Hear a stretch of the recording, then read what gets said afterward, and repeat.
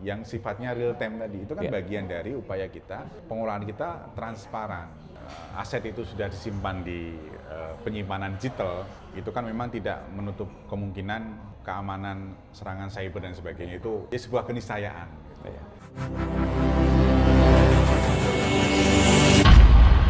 Gizmo Talk Podcast by Gizmology.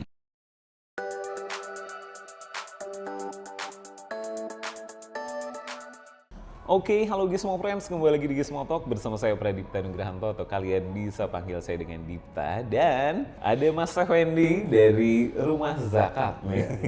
Termasuk kemudian di kurban misal. Nah, itu juga. Kurban kan menarik nih, kurban. Betul. Mas Pradipta kurban di Rumah Zakat. Ya. Itu tuh nanti dapat info dipotong kapan. Ya, pasti di hari tasrik ya, di hari H dan hari tasrik. Jamnya jam berapa. Itu ada, satu. Yang kedua, setelah dipotong, sudah diproses, kan ada dua kalau di kita. Ada yang disalurkan langsung, ada yang diolah. Oke. Diolah tuh maksudnya di kornetin, kemudian supaya jaringannya bisa lebih luas lagi, tahan lama, distribusinya lebih terstruktur dan tepat sasaran. Itu bisa milih. Nah kalau milihnya katakanlah yang non olahan, ya setelah dipotong nanti langsung disalurkan, nanti dapat bahwa kurban Anda sudah disalurkan. Oh itu langsung ada. Ini? Nanti ada dapat foto nama hewannya, mohon maaf kurban. Dan sohibul kurbannya itu namanya ada di kayak ada foto di penyembelihan, baik yang foto maupun video. Sampai kemudian distribusi itu ada. Nah kalau yang olahan, karena kan olahan itu ada pilihannya, ada dua, mau disalurkan semuanya atau kemudian ada sebagian kan boleh. Sebagian untuk sohibul kurbannya.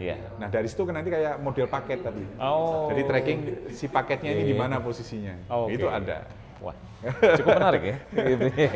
Untuk implementasi teknologi ternyata udah sampai sana gitu, Friends. Dan ini nih, kalau itunya sudah gitu, trackingnya udah gitu. Isu lainnya yang masih jadi concern buat sebagian muzaki atau wajib zakat gitu ya. Bagaimana nih nanti akuntabilitasnya gitu kan? Soal ya pasti kan orang berharapnya transparansi ini ya. Dari apa yang sudah dikeluarkan, gitu kan. Harapannya tentu saja ya tadi kan bisa sampai ke target penerima yang tepat, gitu. Nah sejauh ini apa sudah ada metode melibatkan teknologi yang seperti apa gitu ya, supaya ya meningkatkan kepercayaan masyarakat sih sebenarnya. Ya transparansi dan akuntabilitas ini kan modal dasar sebenarnya bagi lembaga filantropi. Orang memilih atau memutuskan berdonasi atau berzakat melalui lembaga itu kan salah satu alasannya kan trust. Dia trust terhadap brand itu. Meskipun realisasinya memang lebih banyak orang yang menyalurkan dananya secara langsung di lingkungan terdekat. Betul. Ya kan, masjid, tetangga yang membutuhkan saudara gitu. Karena memang hukumnya begitu kan. Ya, jadi tidak salah. Melalui lembaga juga tidak salah. Gitu. Jadi dua-duanya diperbolehkan. Begitu. Meskipun disarankan melalui lembaga supaya tepat sasaran. Memberdayakan. Dan sebagainya. Nah, menjadi modal itu yang kita pegang, bahwa transparansi dan akuntabilitas itu menjadi modal dasar kita. Maka dalam proses pengelolaan rumah zakat, kita bikin setransparan mungkin, gitu. Jadi prinsipnya itu setiap rupiah yang masuk ke kita, dari mulai masuk sampai distribusi, sampai ke dampaknya, itu tuh harus transparan kira-kira gitu. Maka tentu seperti yang tadi saya sampaikan, inisiasi kita salah satunya adalah ada laporan digital, berbasis digital tadi, yang sifatnya real time tadi. Itu kan bagian dari upaya kita, pengolahan kita transparan gitu ya, bahkan real time gitu. Ya, kemudian sistem tracking tadi, itu kan bagian dari inisiasi-inisiasi digital yang kemudian kita jalankan sehingga ini menguatkan ya transparansi pengelolaan dari mulai penghimpunan hingga distribusi atau sampai ke impact tadi, begitu. Meskipun kita juga, karena kita kan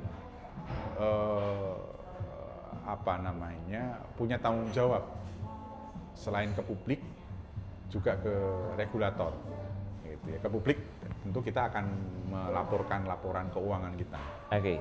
Ya, Dan itu kita bisa diakses. Bisa diakses. Semua orang ya? Bisa diakses. Bahkan kita publikasi itu. Oke.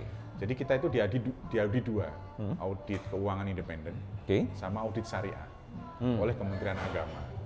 Dan alhamdulillah kita sudah 21 kali ya WTP, audit syariah terakhir kemarin bulan WTP itu wajib tanpa pengecualian. wajar. Oh wajar, sorry, wajib. wajar tanpa pengecualian. Ya. Kemudian ada audit syariah oleh Kementerian Agama itu bulan awal November Oke. diumumkan, dan hasilnya 95%. Kemarin dong berarti ya? Iya, 95%. Oh, oke. Sangat transparan. Oh, oke. Gitu. Itu ada matriks-matriksnya udah ada semua tuh ya? Ada indikatornya ada. Ya, dari mulai ketaatan kepada syariah, ketentuan syariah, ketaatan kepada regulasi, Oke. ya, sama ketepatan tadi. Ada 3, tata kelola, laporan keuangan, sama distribusi. Oke. Kan distribusi kan harus by asnaf. Kan kita kan diatur, nggak sembarangan kita menyalurkan dana itu.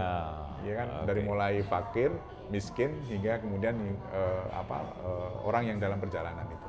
Iya. 8 asnaf gitu. Itu kita expose, ya, kita publik bisa mengakses melalui akun-akun sosial media kita terbuka. Nah, dari situ upaya ini salah satu upaya ya, termasuk inisiasi digital kita tadi, pelaporan digital, tracking dan sebagainya.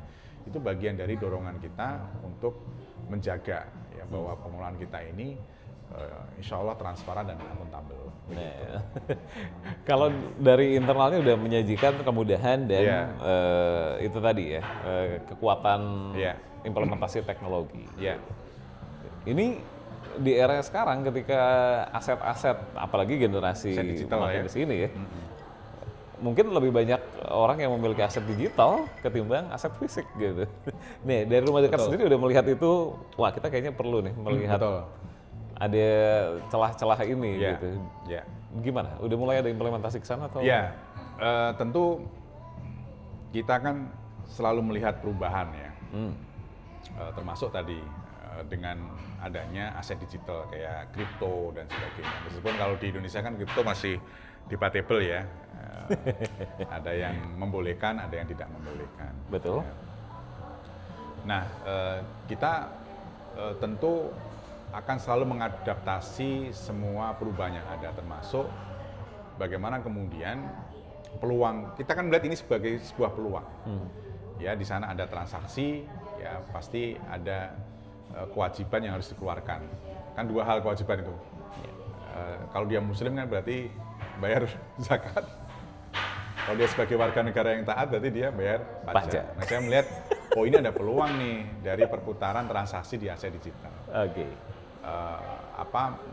Tentu adaptasi inisiasi digital itu terus kita jalankan. Kayak misalkan di situ ada penghitungan bagaimana cara menghitung berapa aset digital yang dizakati. Makanya di fitur-fitur kita itu ada namanya kalkulator zakat. Dan itu online dan itu real time. Relate dengan nisabnya, perubahan nisab dan sebagainya. Gitu. Itu bisa diakses. Misal itu bagian dari adaptasi kita. Kemudian misal tentu peluang ini kan kita harus sesuaikan ya dengan koridor-koridor yang ada. Ya, tadi syariahnya gimana, regulasinya gimana, ya, sehingga adaptasi atau inovasi-inovasi yang kita inisiasi mengambil peluang yang tadi aset digital itu tetap sejalan, gitu ya. Kalau kita kan bahasanya ada aman syar'i, aman regulasi, ya, aman NKRI. Jadi ya kita akan mengambil peluang itu, tetapi dengan koridor yang tadi, gitu ya. Karena tadi di Indonesia kan masih debatable, tapi bahwa inisiasinya sudah kita jalankan dari mulai tadi menyiapkan penghitungan. Ya. Udah mulai pokoknya infrastrukturnya sudah disiapkan, di-prepare. Ya. Wah, ini catatan buat Gizmo Friends ya, jangan khawatir. Bisa. Udah sampai situ. Iya. Bahkan kan kita ada kolaborasi pengelola pengelola di mana ya, di Singapura kalau nggak salah. Iya, yang salah satunya kripto. Oke. Ya, kita kelola, kita menerima hasil apa namanya aset digital itu. Oke, menarik. Sudah kita terima, ada. Oke. Nah, satu hal yang juga jadi concern, walaupun seringnya sih kalau orang Indonesia tuh sekarang bisanya menerima gitu ya Yeah. dengan ini jaminan keamanan layanan digital, Yeah. gitu kan.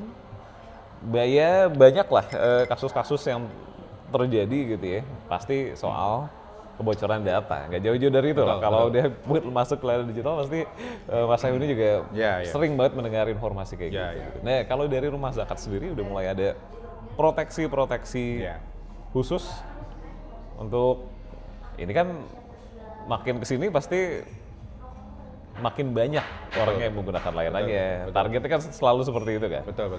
Penguatan temboknya dalam tanda kutip itu gimana, Mas? Ya kalau data sudah disimpan di apa namanya aset itu sudah disimpan di penyimpanan digital, itu kan memang tidak menutup kemungkinan keamanan serangan cyber dan sebagainya itu pasti apa namanya ya sebuah keniscayaan. Gitu. Tetapi tentu kita perlu menjaga ini, ya menjaga ini. Satu, kita kan terikat dengan aturan negara tentang kerahasiaan kerahasiaan data. Itu kita jaga, ya. Itu pasti itu kita jaga. Kita tidak boleh belikan data yang kita miliki, nggak boleh. Ya itu regulasi-regulasi yang ada itu menjadi acuan satu. Yang kedua secara internal kita mengamankan itu. Ya salah satunya dengan misal kita menerapkan multiplayer security, ya dari mulai proteksi end to end-nya, kemudian misal monitoringnya. Jadi monitoring kita kan harian terkait dengan data ini, ya termasuk kemudian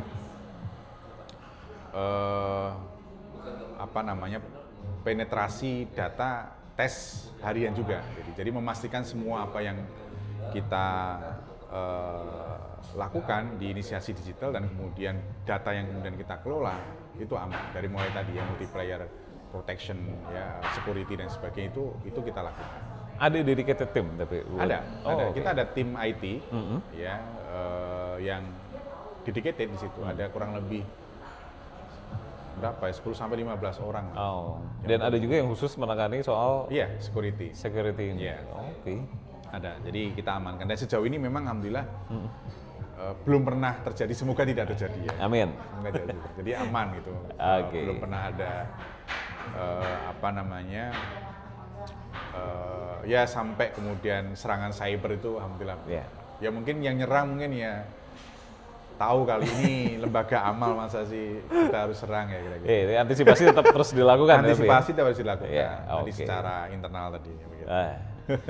Nah, kalau ngomongin lagi soal layanan digital gitu ya, proteksinya udah, fitur udah dikasih gitu. Tapi kita kembali lagi ke kondisi Indonesia nih, Mas. Internet cepat buat apa masih selalu jadi pertanyaan gitu ya. Karena nggak usah sampai ke daerah-daerah 3T gitu. Di kota-kota besar aja masih sering ada blank signal lah atau dead spot gitu kan. Ini apakah itu salah satu alasan dari Rumah Zakat tetap mengadakan sistem yang konvensional? Atau ada strategi lain ya? Jadi kan digitalisasi ini tidak boleh semakin menjauhkan masyarakat kita di 3T. Justru harusnya kan semakin dekat ya dengan digital itu. Ya kan semakin dekat. Tadi kalau bahasa saya kan mendekatkan muzaki dengan mustahik. Mau dia di wilayah 3T mau tidak harusnya lebih dekat dengan teknologi ini. Nah, maka Rumah Zakat menggunakan strategi hybrid. Ya, hybrid itu teknologi kita gunakan ya di daerah-daerah 3T itu kita hadirkan relawan-relawan inspirasi. Jadi kita ada program namanya Desa Berdaya. Satu desa itu satu relawan inspirasi yang dia hari-hari tinggal di sana. Tentu memang teknologi ini kan tidak hanya sekedar masuk ke 3T, tapi kan masyarakatnya harus kita kasih paham tuh. Harus kita kasih literasi. Ya, jadi misalkan kalau kita semuanya sudah digitalisasi misalnya terkait dengan pendataan mustahik, kan kita nggak bisa langsung, Bu, tolong isi ya data kan. Makanya hybrid tadi, kita hadirkan relawan-relawan, selain memang kita bantu untuk mengisikan berbasis digital, tetapi kemudian kita juga memberikan literasi tentang digital mereka. Itu cara kita untuk mengakses atau membantu masyarakat 3T tidak semakin jauh dengan era digitalisasi ini, tetapi justru semakin dekat. Makanya tadi pendekatan kita adalah hybrid, menyiapkan program-program yang kemudian di sana didampingi satu relawan yang kemudian dia memfasilitasi, gitu ya. Sekaligus meliterasi. Termasuk kita hadirkan juga layanan-layanan zakat juga berbasis digital di daerah-daerah 3T. Kalau kita tidak punya akses ke sana, kita biasanya kolaborasi dengan dengan entitas yang kemudian dia sudah ada di sana. Upaya jemput bola juga ya berarti. Upaya jemput bola. Jadi kita nggak perlu ada rumah zakat di Sorong misalnya, tetapi ada donasi zakat di Sorong. Oh, tetap bisa. Tetap ada. Jadi ada kantongnya gitu ya. Iya, betul. Oke. Melalui tadi digitalisasi tadi. Jadi pendekatan kita hybrid. Tadi kita udah ini ya. Kalau ngobrolin teknologi dan lembaga atau institusi yang beririsan sama keagamaan itu pasti ada aja lah ya. Ada aja ininya ya friksi-friksinya gitu ya. Tapi tadi Mas Effendi juga udah cerita, namanya teknologi memang boleh jalan lebih cepat daripada regulasi gitu. Betul. Nah, tapi kalau di rumah zakat sendiri mungkin bisa cerita Mas. Ininya pakemnya apa gitu, pijakannya apa gitu kalau pakemnya. Ya, tentu kan kita dengan perubahan yang terus begitu cepat di teknologi, ya, prinsip adaptasi itu harus kita jalankan. Tetapi tetap memegang prinsip-prinsip yang ada. Ya, satu prinsip aman regulasi. Jadi bagaimana yang kita lakukan ya itu sesuai dengan regulasi, meskipun tadi ya regulasi biasanya belakangan kalau kita bicara tentang inovasi digital, tetapi kan paling tidak terus relate dengan regulasi yang ada. Yang kedua itu prinsip aman syar'i. Bagaimana yang kita lakukan di inisiasi digital ini itu sesuai dengan syar'i. Ya. Jadi ya kalau kita bicara syariah itu kan acuan utama kita kan di fatwa di SN MUI, gitu ya. Kalau nggak salah terkait dengan teknologi, terkait dengan digital atau transaksi digital itu kan sudah diatur ya. Ada fatwa MUI, kalau nggak salah mungkin nanti teman-teman bisa dicek juga itu nomor 126 tahun 2017 tentang uang elektronik, ya, yang aset digital tadi. Kemudian nomor 123 tahun 2018 itu tentang transaksi online. Nah, jadi sebenarnya syariah itu selalu mengadaptasi perubahan yang ada. Jadi selalu relate lah, selalu ada jawabannya, selalu bisa gitu ya. Jadi tidak ada sesuatu yang tidak bisa diatur secara syariah, itu pasti aturannya ada secara syariah gitu. Termasuk misal kita bicara tentang transaksi online, kan tadi ada orang yang masih ingin transaksi langsung datang ke masjid, langsung datang ke lembaga. Tadi contohnya misal transaksi zakat fitrah begitu. Kan jelas ya, kalau ketemu kan akadnya jelas. Betul. Kan akadnya ini saya zakat fitrah dan sebagainya gitu ya. Pun sama sebenarnya digital juga bisa kita perjelas tuh akadnya. Jadi ketika kita kan fasilitasi digital kan banyak itu. Kita mau donasi kan pasti ada nama, diminta nama kan di situ secara digital pengisiannya, nomor HP, alamat. Ini akadnya apa? Akadnya zakat fitrah, kan ada itu pilihannya, zakat mal atau infak atau sedekah. Nah itu tuh bagian dari akad. Ini yang kemudian dibolehkan dalam syariah. Oke. Ya, transaksi itu kan yang penting masuk dalam rukun-rukun muamalah kan salah satunya adalah akad itu tadi. Kalau sudah jelas akadnya, mau dia offline, mau dia online itu udah sah. Jadi sebenarnya sudah tidak ada perdebatan sebenarnya karena aturannya jelas. Nah, rumah zakat selalu mengacu ke sana, ke regulasi, kemudian ke prinsip syariahnya. Oke. Jadi harusnya sih sebenarnya sudah tidak ada perdebatan lagi zakat digital, zakat online ini sah atau tidak gitu ya. Boleh atau tidak. Ya. Nah, ini kita udah ngobrol lumayan panjang nih sama Mas Effendi soal zakat di era digital gitu. Dan Mas Effendi juga udah cerita gitu. Kalau rumah zakat itu udah mengalami beberapa kali digital transformation. Namanya transformasi itu kan nggak berhenti ya? Iya, betul. Terus improve. Berarti setelah era transformasi keempat ini bakal ada transformasi lagi dong pasti. Ada. Arahnya lebih kemana? Bocoran tipis mungkin? Boleh. Jadi tentu sumber-sumber donasi itu kan terbatasi ya. Ya, terbatas itu maksudnya ZIS itu dengan seiringnya banyaknya lembaga zakat. Kan lembaga zakat sekarang banyak, Mas. Dan itu memang kalau menurut Mas Effendi, sorry motong dikit, lebih baik makin banyak atau waduh jangan banyak-banyak dong. Banyak lebih bagus. Dan lebih baik lagi kalau mereka sudah mengintegrasikan digital. Jadi semakin banyak semakin bagus. Artinya semakin mudah kita dalam meliterasi masyarakat terkait dengan zakat. Itu karena problem hari ini itu masih banyak di bab literasi. Orang masih paham zakat itu dibayar menjelang Hari Raya Idul Fitri. Hanya itu. Nah, semakin banyak lembaga yang hadir, mau dia LAS, mau dia Basnas, itu semakin banyak yang mengedukasi masyarakat. Gitu. Meskipun pasti kan pilihannya makin banyak.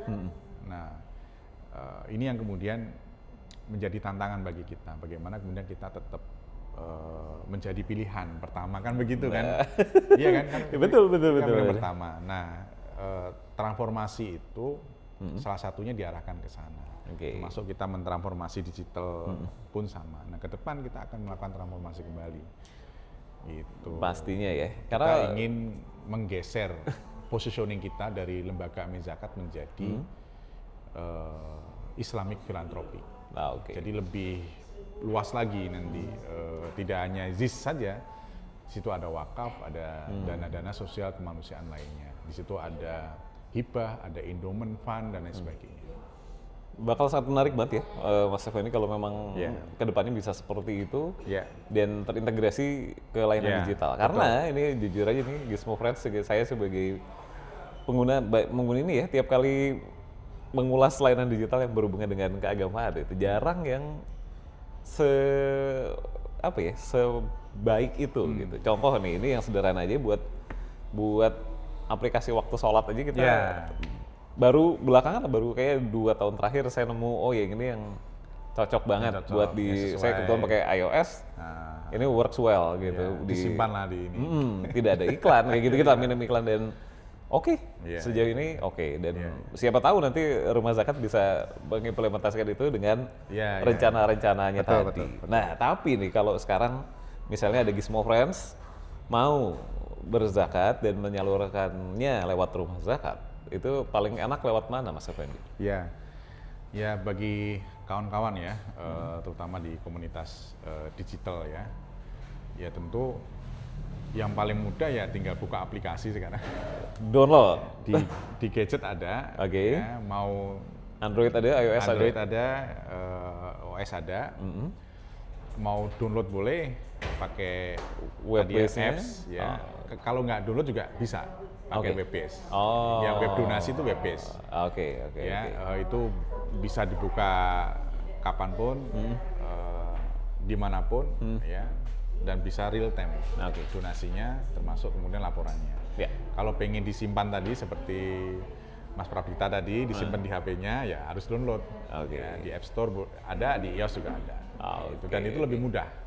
Iya, iya, Lebih iya. mudah, dan kita akan mendapatkan semacam notif, remindering ya, yang kemudian mengingatkan kita untuk selalu berbagi, ya, selalu empati terhadap sesama.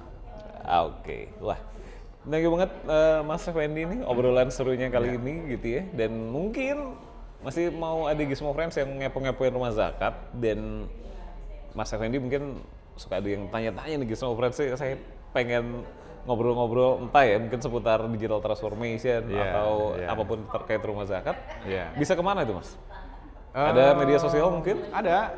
Di mana? Bisa diakses. Kalau rumah zakat ada di IG itu. Rumah Di zakat. apa handle-nya apa Mas? Rumah zakat. Rumah @ zakat. Rumah zakat. Ya, Oke. di TikTok juga ada. @rumah zakat. Wah, Di oke, Facebook semua ini juga ya ada. kanal digital udah ada. Ya, di X juga ada. Oke. Di satu lagi itu apa namanya? Apa? Facebook page? Yang logonya IM itu apa namanya? Apa namanya itu? LinkedIn. LinkedIn. Oke. LinkedIn. Ada semua. Nah, barangkali mau ada yang bergabung ke Ya, masyarakat silakan. seperti Mas Effendi, ada juga mungkin Ada informasi juga. di sana. Nanti di web juga ada info-info tentang peluang Oke. rekrutmen dan sebagainya. Oke. Dan kalau mau ke Mas Effendi sendiri, bisa di mana mungkin? Ada media sosial Ada pribadi di sebelumnya? IG, ada di @rumahzakat4, ya, di TikTok juga ada, di Facebook juga ada. Oh, Mas Effendi sendiri Iya, IG-nya Rumah Zakat? bukan. Oh. Nur Effendi 4. Oh, Nur Effendi. Oh, oke. Nur Ya, Effendi di 4. Oke. X juga ada, di LinkedIn juga ada, Yes, di betul. Facebook juga ada, di Oke. TikTok juga ada. Nah, ada di semua kanal digital. Silakan. Silakan ya, bisa dikunjungi. nanti kalau mau bersilaturahmi sama Mas Effendi, Ya, terbuka. boleh, banget nanti pastinya. boleh inbox ke saya, boleh ngobrol, boleh. Silakan. Oke. Oke, terima kasih sekali lagi Mas Effendi. Thank you juga Sama-sama, Gizmo Friends sudah Mas menyimak Pradipta. sampai sekarang. Jangan lupa untuk subscribe ke channel YouTube Gizmologi, Gizmo Talk tayang setiap hari Senin. Dan pastikan juga follow kita di Instagram di @gizmologi, di @gizmotalk.id juga, sama di TikTok juga ada di @gizmologi. Oke, kita pamit dulu, sampai ketemu di episode berikutnya. Bye-bye. Bye-bye.